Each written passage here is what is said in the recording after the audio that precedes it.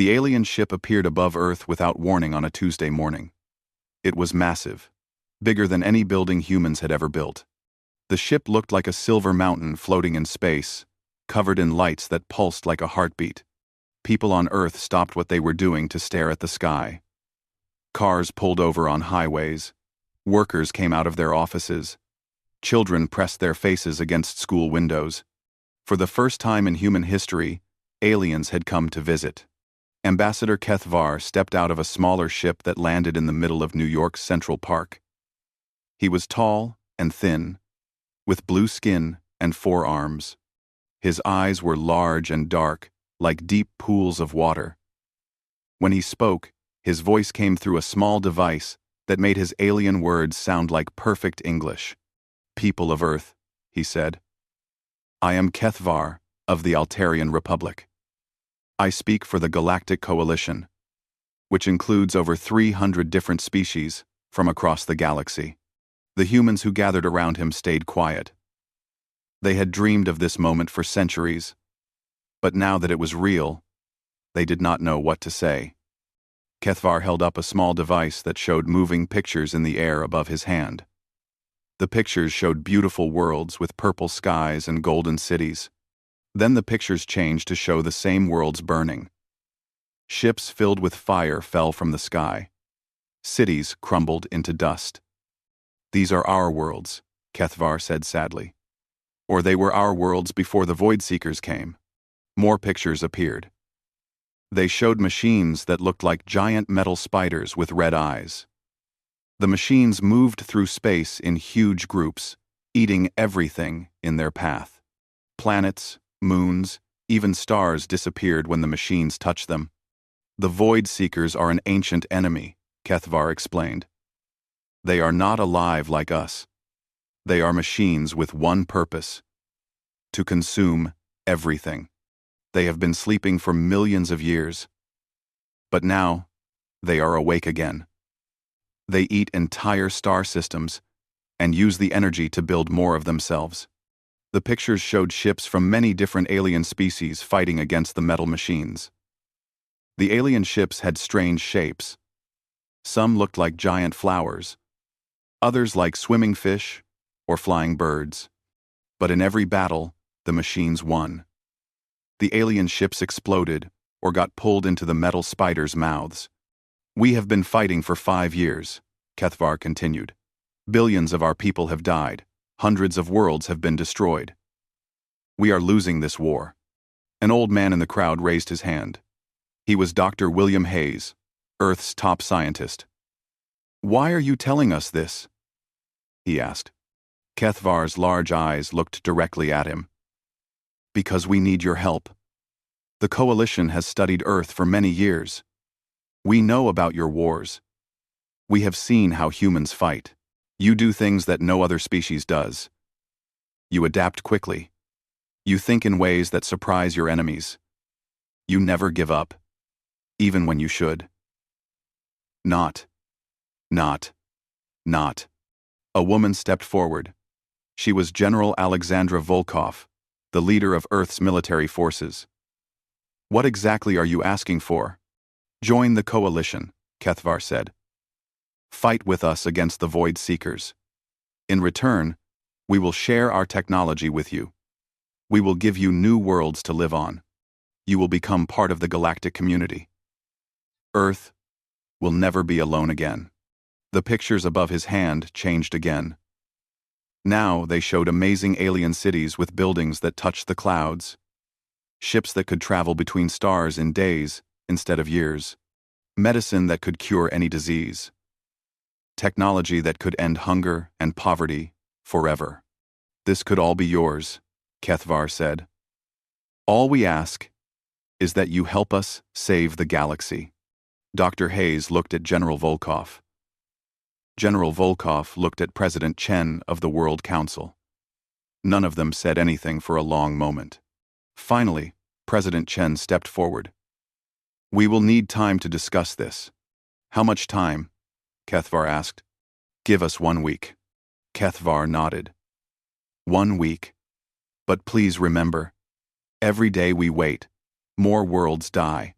More families lose their homes. More children lose their parents. The alien ambassador returned to his ship and waited. For 7 days, the leaders of Earth talked and argued. They met in secret rooms and public halls. Scientists studied the alien pictures. Military experts looked at the battle recordings. Politicians debated what was best for humanity. Some wanted to join the war immediately. The alien technology could solve all of Earth's problems. Others worried it was a trap. What if the aliens were lying? What if this was how they conquered new worlds? On the 7th day, President Chen called Kethvar back to Earth. Representatives from every nation on Earth gathered in the United Nations building. The whole world watched on television and computer screens. Ambassador Kethvar, President Chen said, "We have made our decision. Earth chooses to remain neutral. We will not join your war." Shiwar said, "Our war." Chen, too. "Our war." Kethvar's blue skin turned pale. His 4 arms trembled. "You refuse? But why? We offer you everything. Technology, knowledge, friendship with hundreds of species." General Volkov stood up. "We just finished our own terrible wars. Millions of humans died. We finally have peace on our world. We will not throw that away to fight in someone else's war. But the Void Seekers will come for you eventually." Kethvar warned. "They consume everything. Neutrality will not protect you." Dr. Hayes shook his head. "Maybe. But that is our choice to make." Kethvar looked around the room at all the human faces staring back at him. Every other species in the galaxy had either joined the coalition immediately or been destroyed by the Void Seekers. Never had anyone simply said, "No. This is a mistake," he said quietly. "You are making a terrible mistake." 3 days later, Kethvar left Earth. His ship disappeared into space, leaving Earth alone once again. But now the whole galaxy knew about the strange world that had refused to fight. 2 years passed after Ambassador Kethvar left Earth. The alien ship never returned. But other things changed quickly. First, the Galactic Coalition cut off all trade with Earth. They stopped sharing any information about the war or the galaxy beyond. It was like Earth had been forgotten by the universe. The coalition leaders thought this would force humans to change their minds and join the fight. They were wrong. Instead of becoming weaker, Earth became stronger. Without alien technology to depend on, humans had to create their own solutions. Dr. Sarah Chen led a team of scientists who worked day and night in laboratories around the world. They built new computers that could think faster than anything Earth had ever seen before. "We don't need their technology," Dr. Chen told her team one morning as they worked in their underground lab in Tokyo. "We can build something better." Her daughter Emma often visited the lab after school. Emma was only 12 years old, but she loved watching her mother work. "Mom, what are you building?" she would ask. "Something that will keep us safe," Dr. Chen always answered with a smile. Meanwhile, Captain Marcus Reed trained soldiers in new ways of fighting. He had studied every battle recording the aliens had shown them. He noticed that all the alien species fought in the same basic way, big ships shooting at each other in straight lines, like old naval battles on Earth's oceans. "They think like machines," Captain Reed told his officers at a training base in Nevada. "They follow patterns. They do what they expect their enemies to do." But what if we don't do what they expect? Reed developed new battle plans that used smaller, faster ships. He taught his pilots to attack from unexpected directions and disappear before the enemy could respond. He called it ghost fighting. Be there one moment, gone the next. His younger brother Jake was one of his best pilots. Jake loved flying the new ships that Reed designed. "These ships are amazing, Marcus," Jake said after a training flight. "They can do things no alien ship could ever do." "That's the point," Reed replied. "We're not trying to copy them. We're trying to be better. While Earth's military and scientists worked, the war in space continued to go badly for the Coalition. Every few months, news would reach Earth through hidden communications. Another species had been wiped out. Another star system consumed by the Void Seekers. The metal machines seemed to learn from every battle. Whatever tactics the Coalition used, the Void Seekers would adapt and find a counterattack. It was like fighting an enemy that became smarter every time you hit it. Dr. Chen became very interested in these reports. She spent long hours studying everything she could learn about the Void Seekers. They're not just machines, about bah, she told her research team. They're artificial intelligence, but something different from anything we've ever seen. Different how? Asked Dr. Williams, her closest friend and research partner. They think like a hive mind, Doctor, Chen explained. Every machine shares knowledge instantly with every other machine. When one learns something, they all learn it. That's why they adapt so fast. So how do you fight something like that? Dr. Williams asked. Dr. Chen was quiet for a long moment. You don't fight it the way they expect. You have to be unpredictable. As Earth continued to grow stronger in isolation, something unexpected happened. Ships from coalition worlds started arriving in Earth's solar system. But these weren't military ships. They were refugees. The first ship carried survivors from Rigel Prime, a coalition world that had fallen to the Void Seekers. Captain Lisa Park, of Earth's Space Guard, was the first to meet them. Please, the Rigel captain begged over the radio. We have nowhere else to go. Our world is gone. Our families are dead. We just need fuel and supplies. Captain Park looked at the alien ship on her screen. It was damaged and barely holding together. She could see smaller ships inside it, civilian vessels packed with families who had lost everything. Earth Control, she radioed back to the planet. We have refugees requesting aid. The response came quickly from General Volkov herself. Provide whatever assistance they need. We may not be at war, but we're still human. Earth began helping refugee ships from across the galaxy. They gave them fuel, food, and medical supplies. They never asked for payment or tried to recruit them for their own military. They just helped because it was the right thing to do. Word of Earth's kindness spread among the refugee fleets. More and more ships came seeking help. Earth's orbital stations became busy ports where beings from dozens of different worlds could rest safely. This made the coalition leaders angry. High Commander Zalthek of the Hegemony War Council sent angry messages to Earth. You claim neutrality, one message said, but you aid our enemies' victims. If you will not fight with us, at least stop undermining our war effort. President Chen sent a simple reply back. We help those who need help. That is what humans do. 2 years after the first contact, High Commander Zalthek himself came to Earth. His ship was much larger and more threatening than Kethvar's had been. It looked like a giant sword made of metal and fire. Zalthek was different from Kethvar too. Where the Altarian ambassador had been sad and desperate, this new alien was angry and proud. He had gray skin covered in scars and eyes that glowed red when he was upset. I am High Commander Zalthek, he announced when he landed in the same park where Kethvar had spoken. I speak with the authority of the Hegemony War Council and demand an audience with your leaders. This time, no curious crowds gathered. Earth's people had grown tired of alien visitors who only brought demands and threats. General Volkov met with Zalthek in a secure conference room. President Chen attended by video link, along with representatives from every major nation on Earth. You have had 2 years to reconsider your foolish decision, Zalthek said without any polite greetings. The situation grows desperate.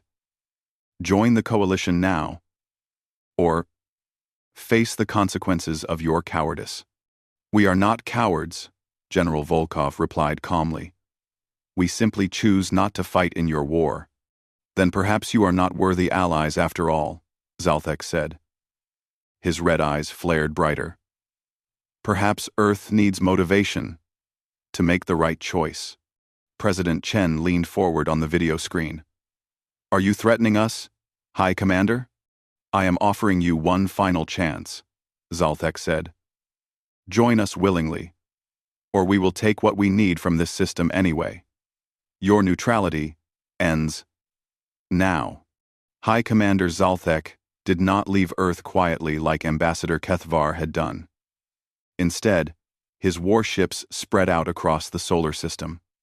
They took positions near Mars and around Jupiter's moons. Coalition soldiers built bases on asteroids without asking permission. What are they doing? President Chen asked during an emergency meeting with Earth's leaders. General Volkov studied the reports coming in from Earth space monitors. They're claiming territory, setting up military posts. I think they plan to take what they want, whether we agree or not. Dr. Sarah Chen watched the alien ships through her laboratory's telescopes. Her daughter Emma stood beside her, looking worried. Mom, are the aliens going to hurt us? Emma asked. Dr. Chen put her arm around her daughter. I won't let that happen, sweetheart. Nobody is going to hurt you. On Luna City, Earth's largest moon colony, people went about their normal lives. The city was home to 50,000 humans who worked in the mines and research stations. Families lived in the underground domes that protected them from space radiation. Children went to school and played in the artificial parks that recreated Earth's forests and gardens.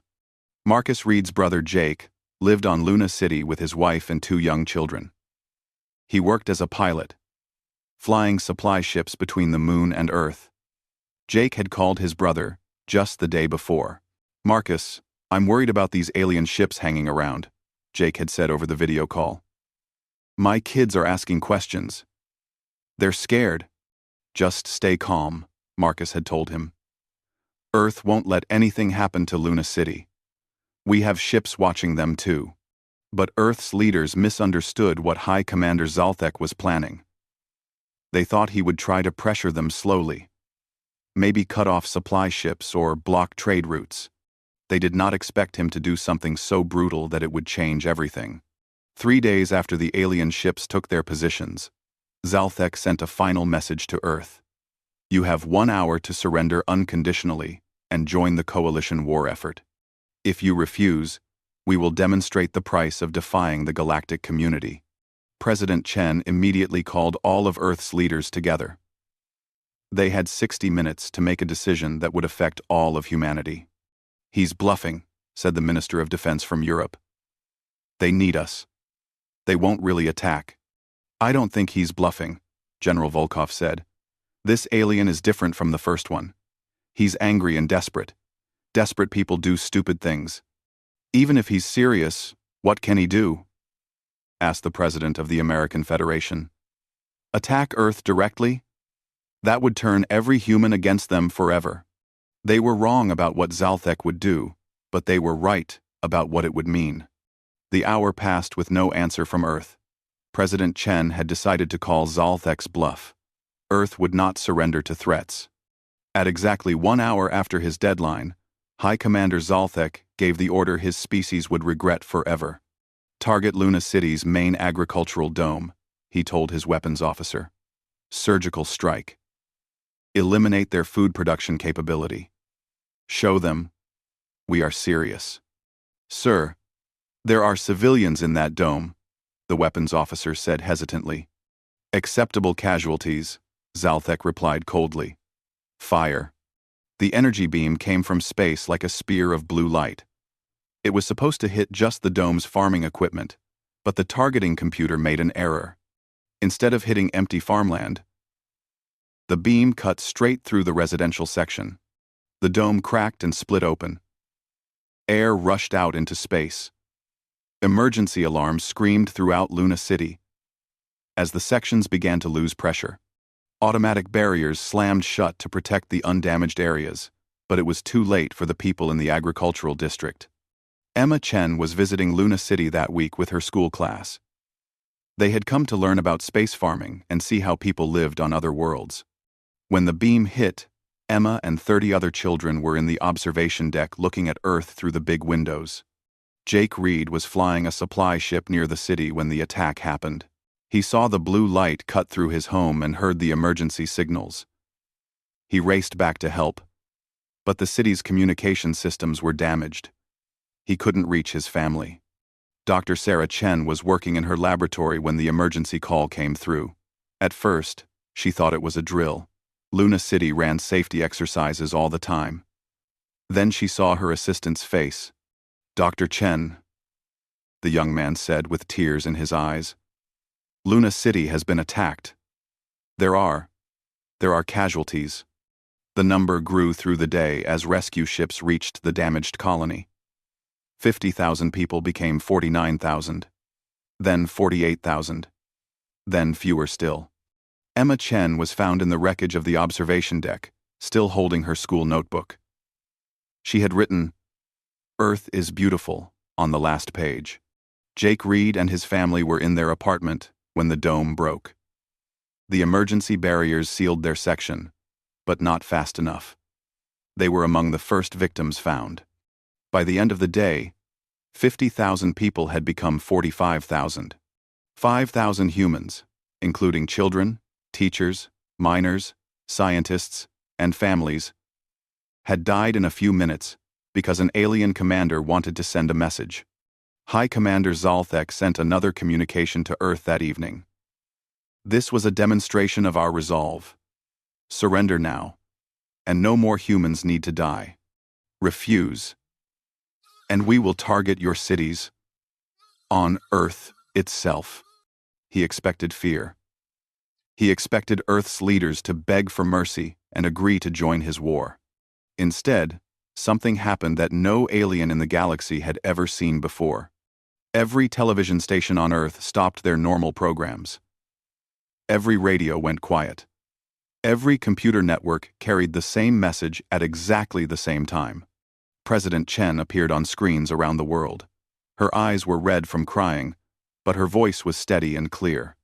"People of Earth," she said. "Today, aliens attacked Luna City. They killed 50,000 of our people. They killed children who had never hurt anyone.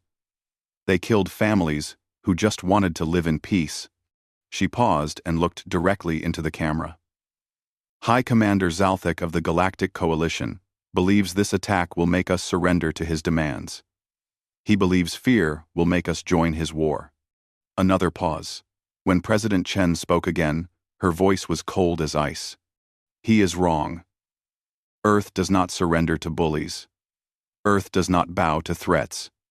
And Earth never forgets those who hurt our people."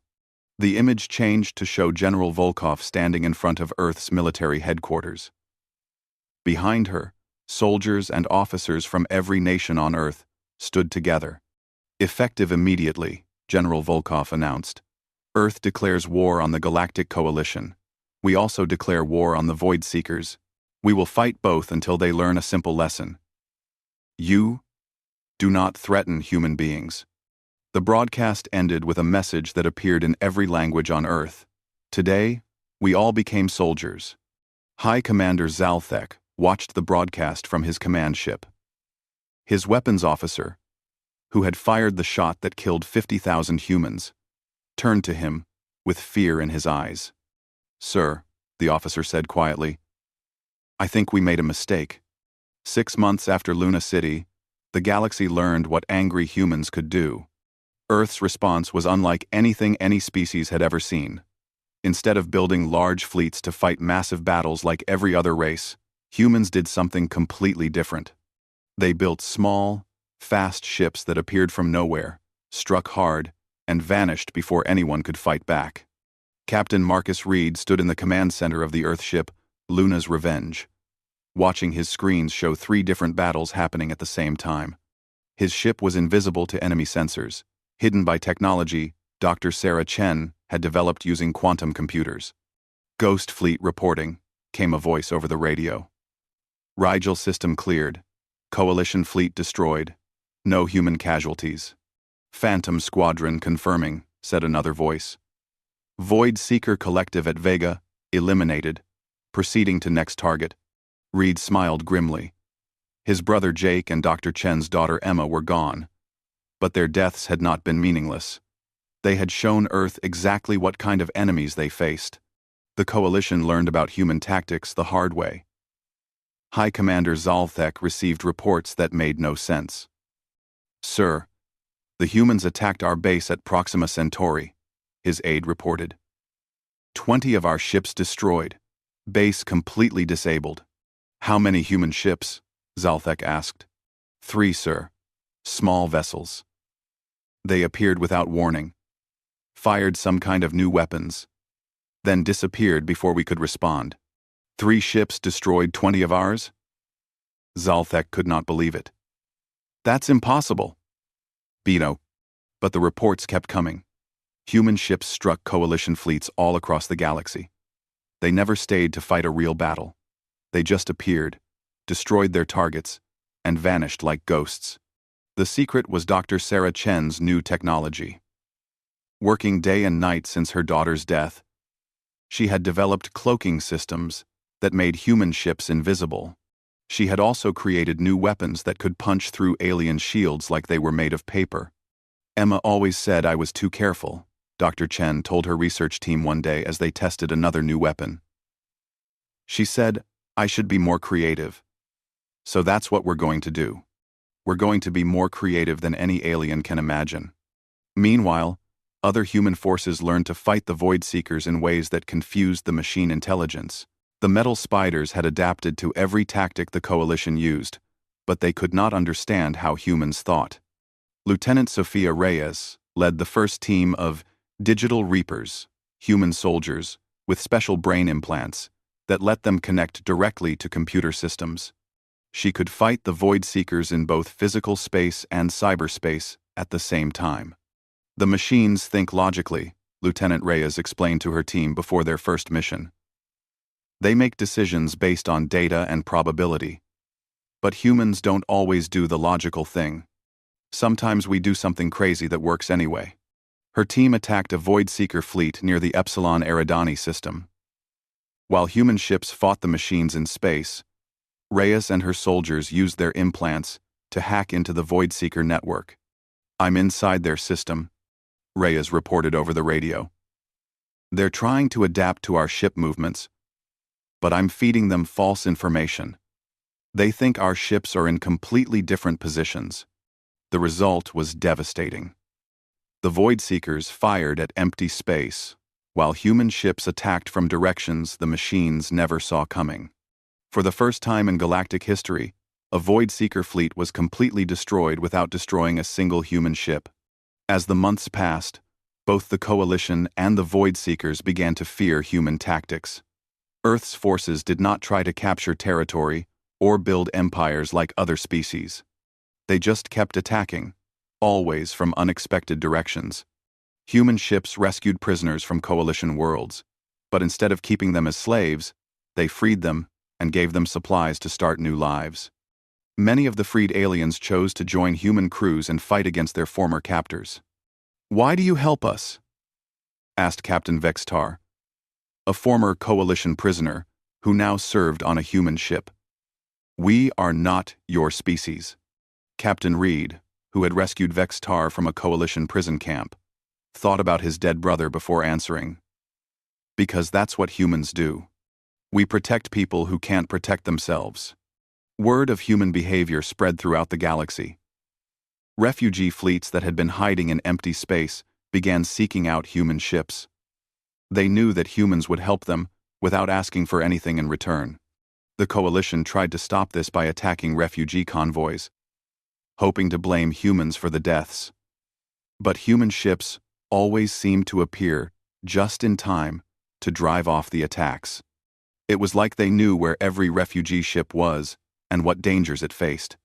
High Commander Zalthek grew desperate as more and more Coalition worlds rebelled against his rule. Entire species were switching sides, choosing to fight with humans instead of for the Coalition. "How are they doing this?" he demanded during a meeting with his remaining officers. "They have no empire, no permanent bases. How can they coordinate attacks across the entire galaxy?" His intelligence officer, Commander Thexval, had studied human tactics for months. "Sir, I believe they are using quantum communication networks. Their ships can talk to each other instantly, across any distance. When one ship finds refugees in danger, all the other ships know immediately. Then we destroy their communication network," Zaldek shouted. "Sir, we don't know where it is. We think the network is built into their ship's computers. Every human vessel is part of the system. All." Meanwhile, Dr. Chen continued to develop new technologies in her laboratory on Earth. She had moved her research to Luna City, working in the same domes where her daughter had died. The city had been rebuilt, but she wanted to remember what the aliens had done. Her latest discovery was revolutionary: a way to predict where Void-Seeker fleets would attack next. The machines followed mathematical patterns when choosing targets, but the patterns were so complex that no normal computer could calculate them. Dr. Chen's quantum computers could. "We can be waiting for them," she told General Volkov during a secure video call. "Every time they try to attack a world, we'll be there first." "How is that possible?" General Volkov asked. "The Void Seekers think they're unpredictable because they use millions of variables to choose targets. But they're still machines. They still follow rules. I just figured out what the rules are." The next phase of Earth's war began 3 days later. Human fleets started appearing at star systems just hours before Void-Seeker attacks. They evacuated civilian populations and prepared ambushes for the machine fleets. The Void-Seekers tried to adapt, changing their targeting algorithms. But Dr. Chen's computers adapted faster. It became impossible for the machines to launch surprise attacks. Humans were always ready for them. After 18 months of war, something unprecedented happened. For the first time in galactic history, both the Coalition and the Void Seekers began retreating from human space. Earth had not conquered any worlds or demanded surrender. They had simply made it impossible for their enemies to fight effectively. General Volkov received intelligence reports that seemed impossible to believe. Coalition fleets were pulling back to their core worlds. Void Seeker collectives were avoiding entire sectors of space where human ships might be present. "They're afraid of us," she told President Chen during their daily briefing. "Both sides are actually afraid of human beings." "Good," President Chen replied. "They should be. They chose to make us their enemy. Now, they have to live with that choice." But the war was not over yet. Both the Coalition and the Void Seekers were gathering their remaining forces for one final battle. Intelligence reports suggested they were planning to work together to destroy humanity once and for all. Earth prepared for the biggest fight in human history. Everything they had learned about war. Everything Dr. Chen had invented, everything Captain Reed had developed. It would all be tested in one massive battle that would decide the fate of not just humanity, but the entire galaxy. The final battle came at Kepler 442b, a dead world on the edge of the galaxy. Intelligence reports reached Earth that both the Coalition and Void Seekers were gathering their remaining forces there. It was the largest fleet anyone had ever seen. Thousands of ships from both sides, preparing to destroy humanity once and for all. General Alexandra Volkov stood in the command center of Earth's newest flagship, New Luna. The ship was built using all of Dr. Sarah Chen's revolutionary technology. It could become invisible, phase between dimensions, and coordinate with every human ship in the galaxy instantly. "Status report," General Volkov ordered. Captain Marcus Reed checked his displays. "Coalition fleet detected. 800 ships, including High Commander Zalthek's personal dreadnought. They're positioned on the far side of the planet." Lieutenant Sophia Reyes was monitoring the Void Seeker network through her neural implant. "I'm reading massive machine activity. At least 1,000 Void Seeker vessels, including 3 collective consciousness nodes. They're on the opposite side of the system." Dr. Sarah Chen worked at her quantum computers, analyzing both enemy fleets. They're not communicating with each other, but they're both waiting for us. I think they plan to attack us together." End quote. General Volkov studied the tactical display. Earth had brought only 200 ships to this battle, barely 1/6 the number of their enemies. But these were not ordinary ships. Every vessel carried technology that was years ahead of anything the galaxy had ever seen. "Open a channel to both enemy fleets," General Volkov ordered. The communication screens showed two very different faces. High Commander Zalthek appeared on the left, his red eyes blazing with hatred. On the right was something that looked like a metal spider with glowing sensors. The central consciousness of the Void Seeker Collective. "I am General Alexandra Volkov of Earth," she announced. "I offer both of your forces one chance to surrender." Zalthek laughed, a harsh sound that echoed through his ship's bridge. "You are outnumbered 5-1, human. You should be begging for mercy." The Void Seeker consciousness spoke in a voice like grinding metal. "Human forces will be eliminated.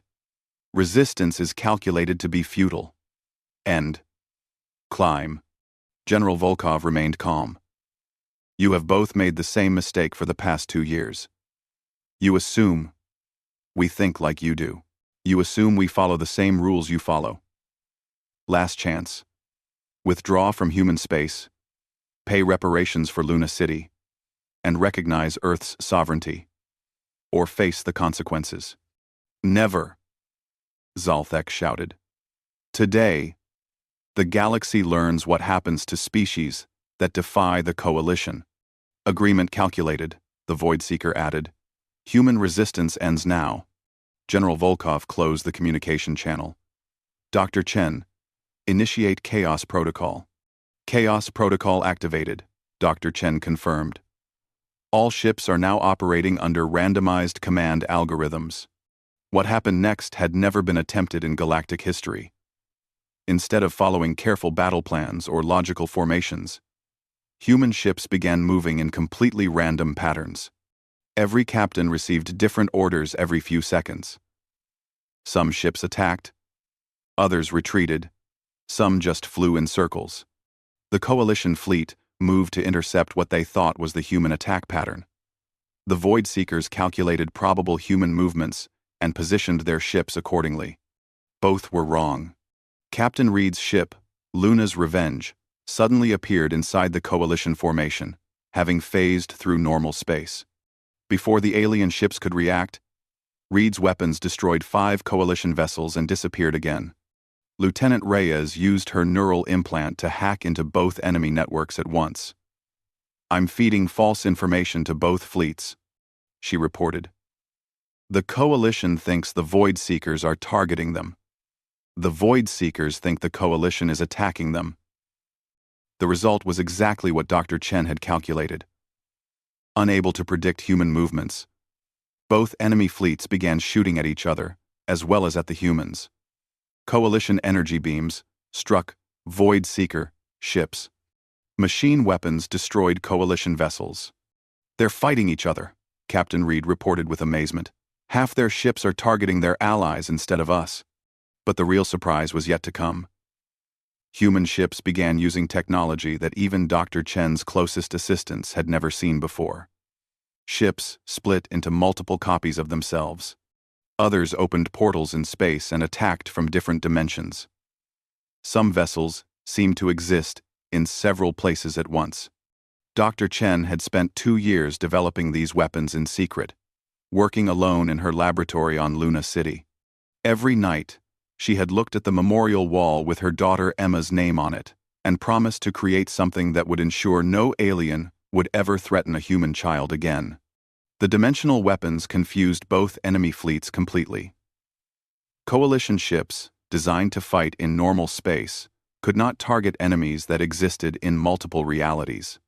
Void Seeker algorithms broke down when trying to calculate the behavior of ships that followed no logical rules. High Commander Zalthek watched in horror as his flagship's bridge filled with sparks and smoke. Human weapons were tearing through his shields like they were made of paper. "How is this possible? Is this?" He screamed at his tactical officer. "Our shields are the strongest in the galaxy." "Sir, they're using some kind of quantum weaponry," the officer replied. "It attacks matter at the molecular level. Our shields can't stop it." The Void Seeker Collective was having similar problems. Its distributed consciousness was designed to process information from millions of sources and make logical decisions. But human actions made no sense. Ships that should retreat were attacking. Ships that should be destroyed were somehow still fighting. Analysis failure, the central consciousness reported to its component units. Human tactics exceed computational parameters. Probability calculations invalid. For the first time in millions of years, the Void Seekers were confused. The battle lasted only 6 hours. When it ended, both enemy fleets were destroyed, or fleeing. High Commander Zalthek's flagship was captured intact. The central Void Seeker consciousness was fragmented into thousands of pieces, each one fleeing in a different direction. General Volkov toured Zalthek's captured ship personally. She found the alien commander in his private chambers, staring out a window at the wreckage of his fleet floating in space. "You wanted to know how we think differently," General Volkov said as she entered the room. "The answer is simple. You fight to conquer. We fight to protect. You follow rules because that's what your species does. We break rules because that's what humans do." Zalthek turned to face her. His red eyes were dim now, no longer blazing with anger. "How did you know we would fight each other?" "Nah. Because you're both bullies," General Volkov replied. "And bullies always turn on each other when they get scared. You were so afraid of losing to humans that you forgot to trust your own allies." 5 years after the Battle of Kepler 442b, the galaxy was a very different place. The coalition had broken apart as member species left to join Earth's protection. The Void Seekers still existed, but they avoided any system where humans might be present. Earth had become the dominant power in their sector of the galaxy, but not through conquest. Worlds asked to join the Terran sphere because they wanted protection and fair treatment. Humans never demanded tribute or slaves. They just asked that member worlds treat their people fairly and help defend against outside threats.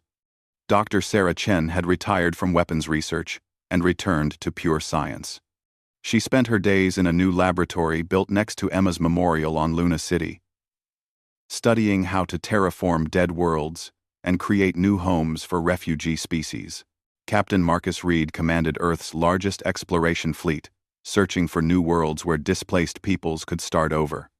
He named every new colony ship after someone who had died at Luna City, including one called the Jake Reed that carried families to a beautiful world with purple skies and golden mountains. Ambassador Kethvar, the first alien to visit Earth, returned one final time. The Altarian Republic was gone, destroyed by the Void Seekers years earlier. He was now a refugee himself, leading the last survivors of his people. He met with General Volkov in the same conference room, where High Commander Zalthek had made his threats years before. "I have come to ask for asylum," Kethvar said quietly.